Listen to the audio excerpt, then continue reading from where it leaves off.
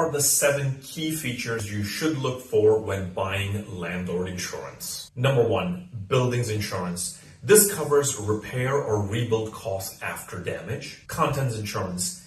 This protects items you provide in the property. Number 3, liability insurance.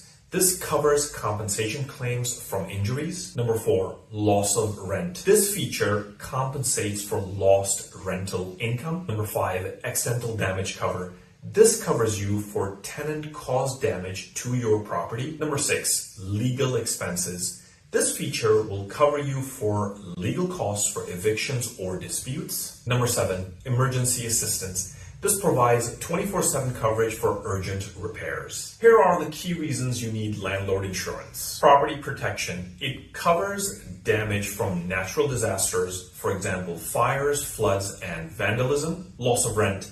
If your property becomes uninhabitable due to insured damages, this covers your lost rental income. Liability coverage. It protects you from legal fees and compensation claims if someone gets injured on your property. Additional coverages.